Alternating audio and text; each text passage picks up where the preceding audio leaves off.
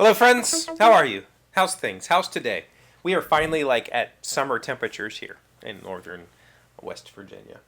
I'm good. I got the this is the pedal board that I made myself. I tore it down and sanded it a little bit and put on some coats of lacquer so that the Velcro tape has something to stick to. It wouldn't stick very well to plain wood. So these are all a little bit scratchy. I'm not a person who likes.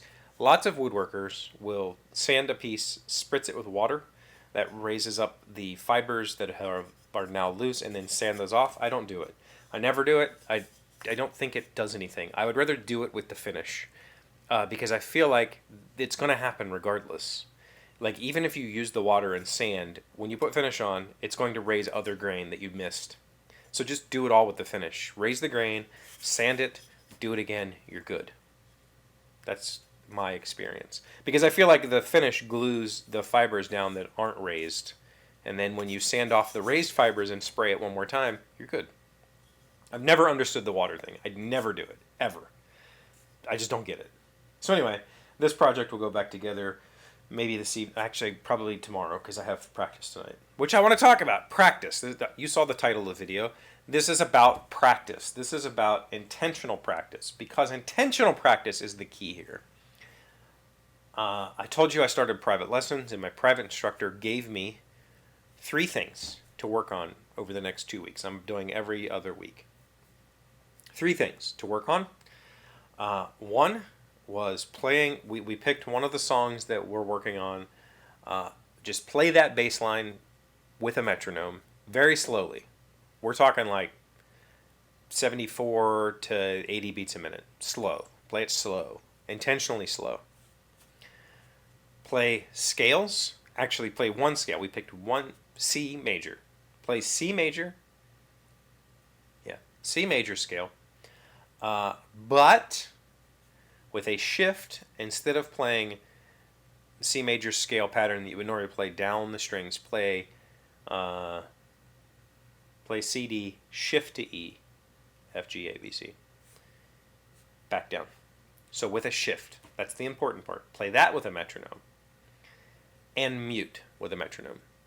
So play, pick a G. Let's play a G and mute. So play exactly 1/4 note and mute exactly when the quarter note, on the next quarter note. Those are my 3 tasks. 5 minutes a day with the bass line and the muting. Play those, say 76 BPM, stick it there and just stay there. Or maybe, I think we played up to 84 BPM, which is fine. But with the scale, the goal is to play it at a speed that I can play it cleanly and play it legato, meaning that all of the notes connect. There's no stops between notes. And play it as fast as I can cleanly, but also still challenging. So, for instance, yesterday I was playing it at 80 BPM felt wrong to me. I started to stumble. I don't know why. It was late in the evening when I was practicing yesterday. This morning I practiced at 6:15.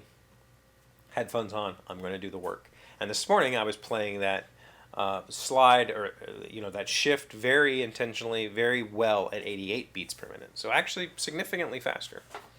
But anyway, the point is, I'm doing this intentional practice. And by the way, let's do an aside. Let's take a standard Chevee aside here.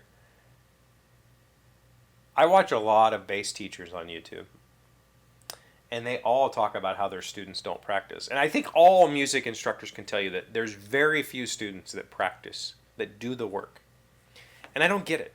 If you're going to pay somebody to identify the shortcomings in your playing, to provide you with specific instructional goals and specific tasks to work on to fix those shortcomings, why would you not do the work? What's the point? Are you just is it for the vanity of having a private instructor?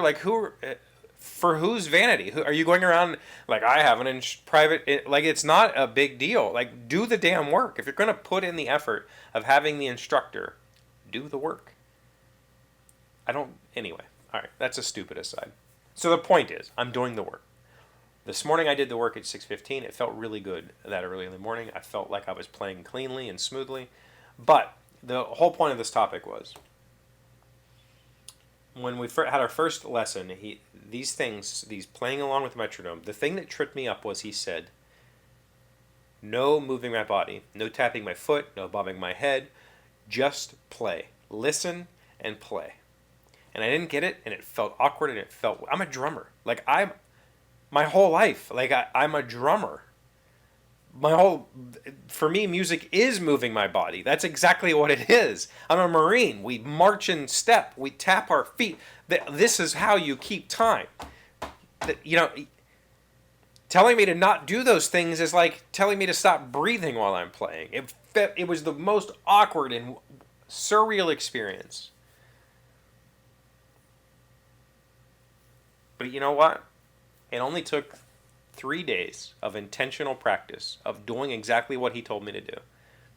Turn the metronome on slow, play this bass line slow, and do not tap your feet, do not bob your head, do not give your body any sort of impetus to keep time. Just use your ears and play. 3 days was all it took. This morning at 6:15, headphones on, I started playing it, and I got it. I understood the lesson. I understood the importance of it. Because when I'm tapping my foot and I'm putting my energy into keeping that foot going on the click, I'm not giving myself the chance to understand where I'm playing in relation to that, because I'm putting so much effort into keeping that going. But when I'm listening, I could hear the drift. I could hear myself anticipating the beat, playing ahead of the beat. I could hear myself slacking off. And I was able to intentionally choose when to play, which is something I've not been able to do when I'm doing this. Because as a bass player, people claim, I've heard this 1,000 times, the bass is the bridge between the rhythm and the melody. And I hate that. I don't think that's true. I think that the bass is the bass, and that's what the bass is. If you listen to rock or country and western from the 50s, 60s, 70s, you're going to hear a bass line that you identify. You're going to hear doom, doom, doom, doom, doom, doom, doom, doom, doom, doom, doom. That kind of thing. That isn't the bridge between the rhythm and the melody. That's the bass line. Like, that's what the bass needs to do to fill out the spectrum of the bass line. And in those kind of settings, when you have a group where you have multiple guitarists, you might even have a steel guitar, you have drums they play notes. You might not think that, but they do. You have a vocalist. There's this huge range, and everybody has their spot in that range. And the bass player is filling out this bottom section where the other instruments aren't playing. And the bass player is not getting in the way of anybody else. Could the bass player come up and play the melody? Absolutely. That's a thing you can do. And for me, I need to do that more. I don't do that. But in a trio setting, I'm playing with a trio, me, keyboards, drums. I need to fill in a little bit more. I need to play a little bit more intentionally. I need to kind of lead the song, which is something the bass player can absolutely do by note choice, by an attack, by timbre, like how much I put into energy into my playing, by the note choice, but also whether I'm playing behind the beat or I'm playing ahead of the beat or I'm playing on the beat. Those all matter a lot. And I didn't get it but it only took 3 days. It took 3 days for me to hear it and go, this is what he was trying to get me to hear on that first lesson. And now, for the next 2 weeks, I can intentionally play with that. I can intentionally go, all right, now I'm ahead, now I'm behind. Do I want to be either of those things? I can push and pull and see what happens. But the goal is to be able to play on the beat every time, and then intentionally make choices. Not be behind the beat and intentionally try to catch up. Like, that's a thing that I have been doing. I know I've been doing it. I can hear it when we play. right now we're playing to a drum track and it's perfect. There's no drummer messing, pulling and pushing. So if anybody's doing it, it's me, and I can hear it, but it's a reaction. I'm reacting to the beat. I'm not feeling it and making an intentional choice.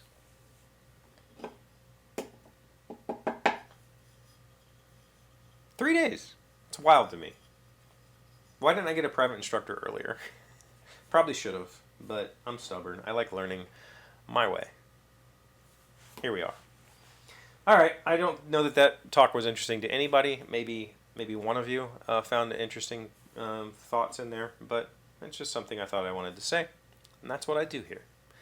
So thank you for watching it. You got any thoughts, comments, questions? You got any topics you want to discuss? Put that down below.